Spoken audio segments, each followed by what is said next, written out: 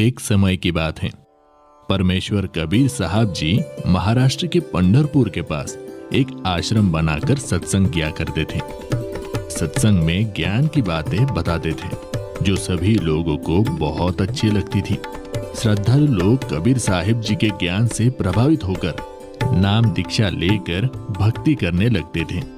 धीरे धीरे उनको भक्ति करने से बहुत से चमत्कार भी होते थे। कबीर साहब जी के सत्संग समागम में लोग बड़ी उमंग से आते थे।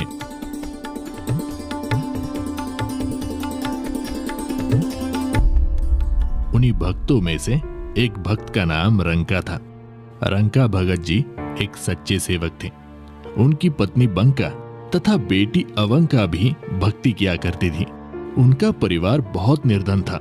दोनों पति पत्नी जंगल से सूखी लकड़ियां तोड़कर लाते थे और उनको शहर में बेचकर अपना घर चलाते थे।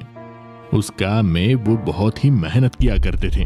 कबीर साहिब जी के साथ में नामदेव नाम के एक भक्त रहते थे तथा वे भी कबीर जी के शिष्य बन गए थे। एक दिन उन्होंने अपने गुरुदेव कबीर जी से प्रार्थना की और बोले, हे गुरुदेव, आपके भगत रंका बहुत निर्धन है। ये जंगल से लकड़ियां तोड़ कर लाते हैं और उसको शहर में ले जाकर बेचते हैं। वहां से धन इनको प्राप्त होता है और उससे ये अपना गुजारा बड़ी मुश्किल से कर पाते हैं। इनका शरीर भी बहुत कमजोर हो गया है। पूरा दिन मेहनत करने में लगे रहते हैं, इसलिए भक्ति करने का समय भी बहुत ही कम मिलता है। इनको कुछ धन प्रदान कीजिए ताकि इनका निर्वाह ठीक से हो सके। कबीर साहिब जी ने कहा, भक्त नामदेव, मैंने इनको धन देने की बहुत बार कोशिश की, परंतु ये लेते ही नहीं। हे गुरुदेव, आप फिर से धन दीजिए, ये अब की बार अवश्य लेंगे।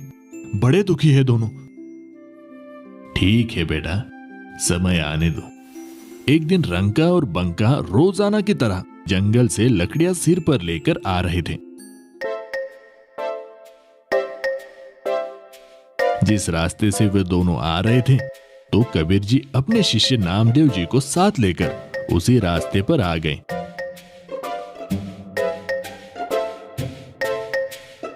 उन्होंने रास्ते के बीच में कुछ सोने चांदी के आभूषण तथा कुछ अशरफियां डाल दी और स्वयं दोनों किसी झाड़ी के पास जाकर छुप गए और उनके आने का इंतजार करने लगे।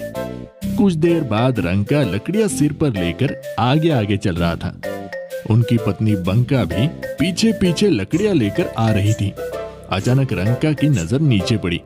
उसने देखा कि सोने चांदी के आभूषण तथा अशरफियां पड़ी हुई है।